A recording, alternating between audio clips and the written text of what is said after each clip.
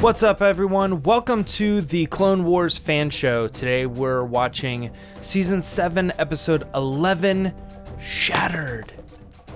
An absolutely great episode. Another big end to this season. Just great episode all around. I have to do what I normally do, and we rate out of clones here. I got to give it 1 out of 10 clones. Now, last week we had our highest rated episode with a 9.3. I pretty much call that perfection. You know, I know that there's the 10, but the 10 almost exists, you know, in the heavens or whatever. We'll see how things play out. I actually think that last week's episode was a little bit better. There was some things in this that were kind of a little iffy. You know, there is, okay, a little maybe too much with the droids and, you know, maybe how they handled Rex. Like, maybe in my head I saw that a little differently, but, you know, we'll get into some of those details later. All in all, though, one thing that I said last week, though, is if it's a 9 or above, it's pretty much perfection, and we're getting down to, like, the nitty-gritty details of things that I think somebody else might have seen it exactly that way, and there was a perfectly good reason, which is why I think this line, this one is right on that line. I'm actually going to give, out of 10 clones, 9 clones. And I think that that's pretty symbolic, because out of the 10 clones available, 9 of them went against the Jedi and 1 did not. So there you go. Now, of course, this episode is part 3 of these last 4, so we only have 1 left to go. This one starts off pretty decently enough, kind of recapping a little bit of what happened in the last episode, while still moving forward. So we see Bo-Katan and Ahsoka on Mandalore, and they're discussing, you know, war in general and maybe moving the Mandalorians in a different direction.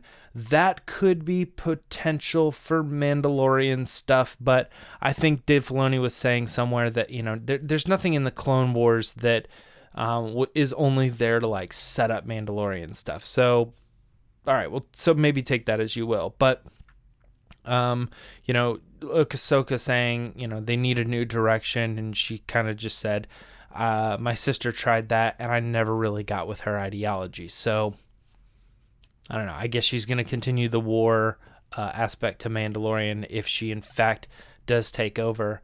I don't know. It kind of ties in with Rebels a little bit too, and I don't know. It's just kind of tricky to see what direction they're going to go there. But solid opening. Now, the next thing they show us is there's this hologram that's happening between, you know, Anakin and Mace Windu and Ki-Adi-Mundi and Yoda and Aayla Secura. Like, all these characters are here, and they're having this discussion, and it was the exact discussion that we see in Revenge of the Sith. Now, they also put that in the trailer, so that was kind of our first clue that the events of the show were going to cross over with Revenge of the Sith, but nobody knew it. I mean, nobody was like 100% positive, unless it was like 100% speculation, of course. Now, we didn't know for sure until last week when we saw the death of Tyrannus, or Count Dooku. Count Dooku!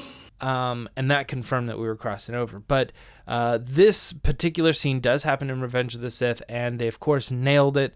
It's all the same lines, all the same mannerisms.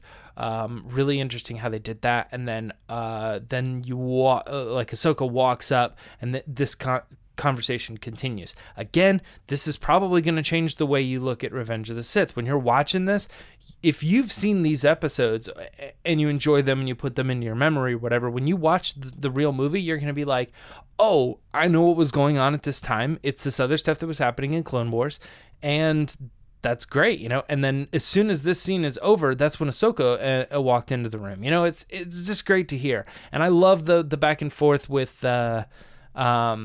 them about how this is Jedi business. Everybody leaves except for Yoda, more to say. And she says no. She keeps that information. And Rex was kind of surprised by that. It's one of those things. Like I've always kind of considered doing like a what if, and it would be like this, and I just go off on what I think might have happened if something was just a little bit different. this would be interesting, right?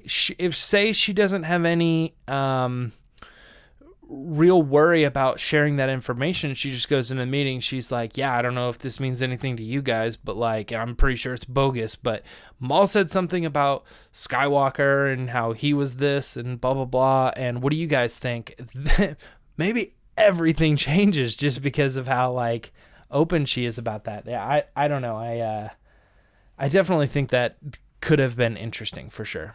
This next scene was really cool. Obviously, I think I saw it early. It was like in a trailer or something. But we get to see Ursa Wren without the helmet off. So very clear throwback to this character. Love that. That's awesome. And they are bringing Maul out in this very Hannibal Lecter carbonite. It's not carbonite, but that's the idea. He's in this thing and he's restrained, and I got the feeling that they were kind of saying that this was something that was used specifically for Force users. So there might be something that's kind of like manipulating their brain waves or something that's kind of keeping them subdued. I think just keeping a person locked up by restraints wouldn't have been deemed like banned practice. Like, you're like, whoa, that's not moral anymore. You got to get rid of that. And even when I was watching it, I was thinking like, okay, so they're restrained. He can look out a window. I don't see what's keeping a Force user from just like throwing things around and killing people around him and picking up the key and unlocking, So I kind of got this feeling that there was something that was happening inside that chamber that was like sedative sort of, or maybe not medicine wise, but like some sort of like Force, I don't know, like puts you kind of in a state of, I don't know, you can't do anything.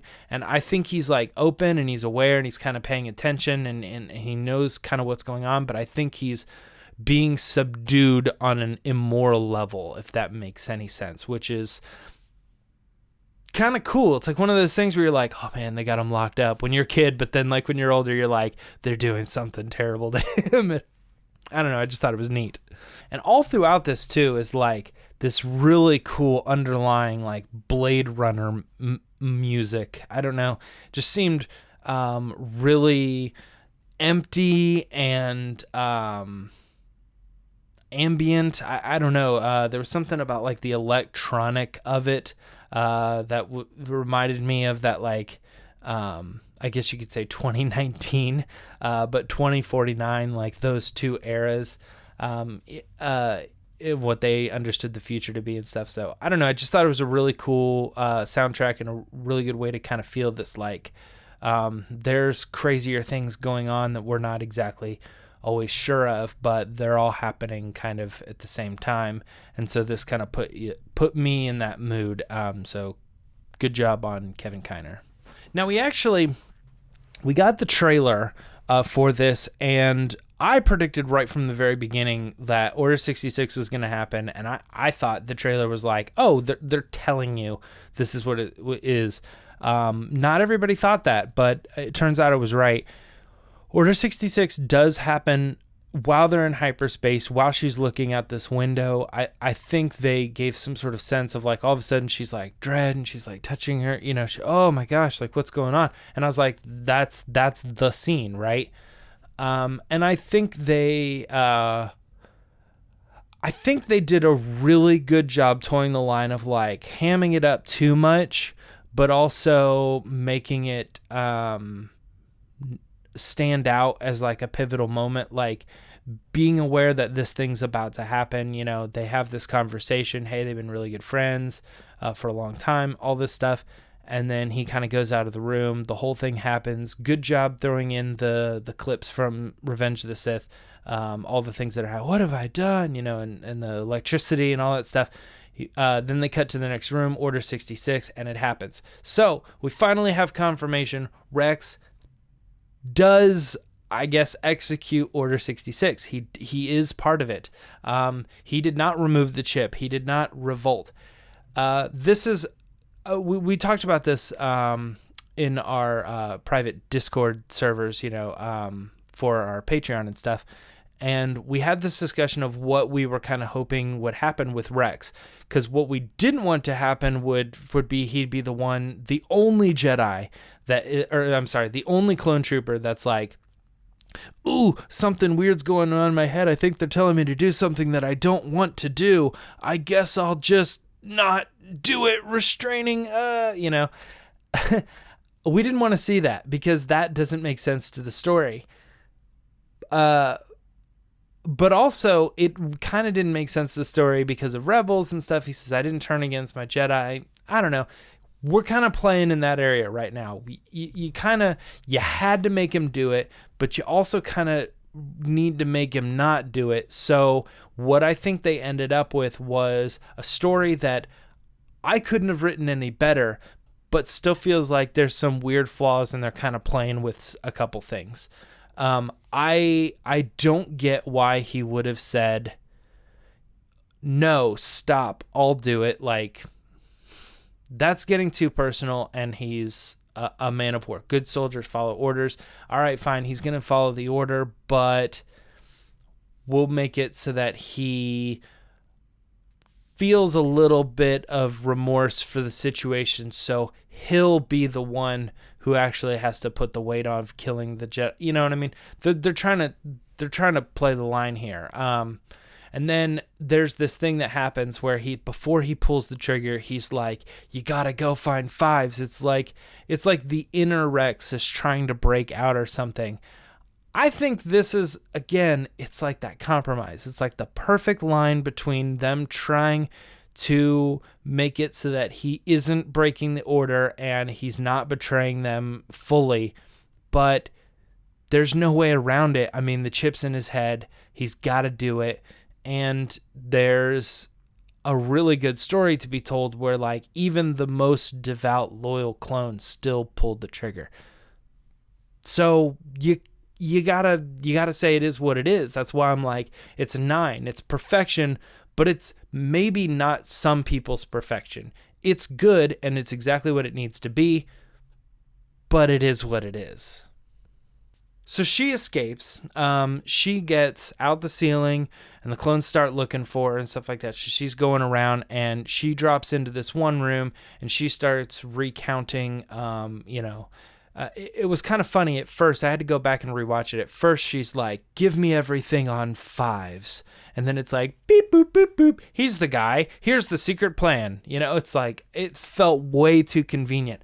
However, I did notice the dialogue, and they did play into it pretty well. They said, pull up all the restricted files or secret files on this person. So you got to think there's not that many.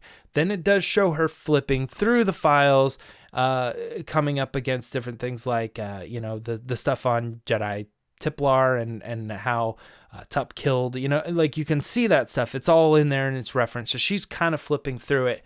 And then she kind of comes up across stuff that's even further password protected, and I would imagine that would probably key her interest. Sorry, you can't get into those files.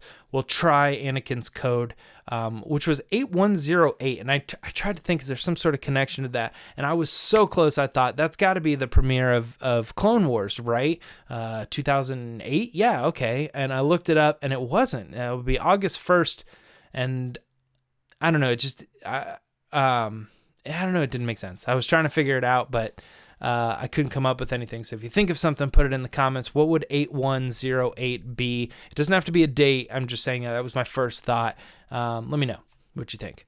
But anyway, she's going through and she starts to get the information. And I got to be honest with you too. Like, what little bit of information she did gather, I was like, dang, man, that pretty much exposes everything. Now, that might have been looked at as like, whatever, don't think too much about it before this. But now that the clones have actually revolted and they're killing Jedi, and she's pretty aware that something bigger is happening because she can feel it in the Force, all of what she's hearing is like, yo, that's it. That's what's going on. So she kind of gets confirmation of what Order 66 is and goes to get Maul out of his chambers.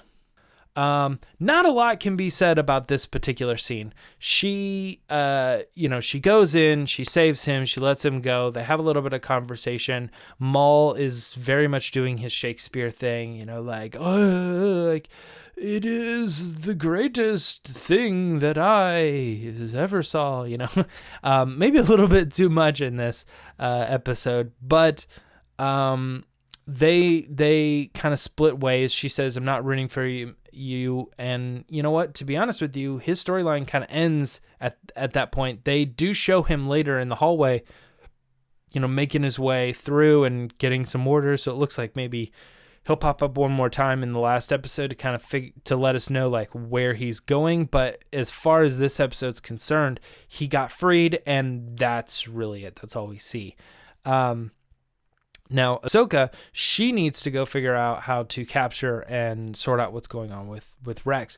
She gets in this like broom closet with these droids, and this was one of the moments where I was like, okay, again, I couldn't have written this any better, but at the same time, I'm like, this is a pretty long segment where she's like, hello, droid friends.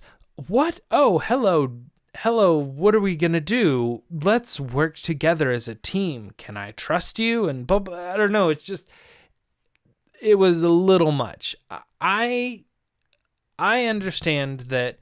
I actually saw something recently that was like, you can tell if a character is a good guy or a bad guy in Star Wars depending on how they treat the droids. I agree with that, but I'm not really a droid guy. I've never really felt super pulled in to like R2-D2, like he's my favorite character. He's the real savior of the Star Wars and stuff. I think all that stuff has its place. I think those guys are characters and stuff, but C-3PO is not my favorite character. So when we do the droid stuff, I'm kind of like, they're droids, which makes me kind of feel like I'm the bad guy, but they're droids. So just have them help you. They're on your side. They're there to do what they need to do. But it felt weird to me for it's like Ahsoka teaming up with 3 droids and they're going to rescue Rex and stuff. It kind of loses me on a personal level. But again, it's Star Wars and it's fine. So it's still a 9. Really, this is the last thing that happens in this episode. So we get put into this room. Rex is still knocked out. I mean, we saw the rescue happen. That was cool, right?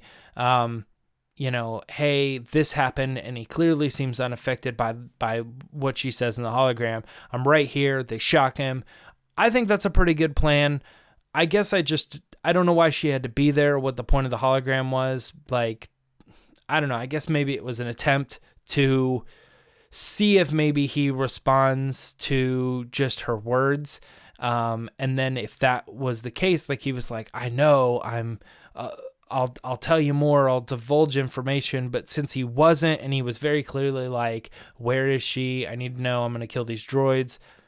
Then they just went ahead and were like, all right, well, something's really wrong with him. He's not playing any games here. So they just go ahead and shock him and take him to the other room. Makes sense. Sorry. Now we're in the other room, and he's knocked out, and they're scanning for the chip. They can't find it. I thought this was interesting. I guess maybe there could be like a block on these types of things that says, hey, there's this particular chip. We don't want anybody playing around with them. So if somebody's scanning, just say the chip isn't there, or after this particular date, or after this has been executed, then maybe erase them from the history. But the chip is not showing up.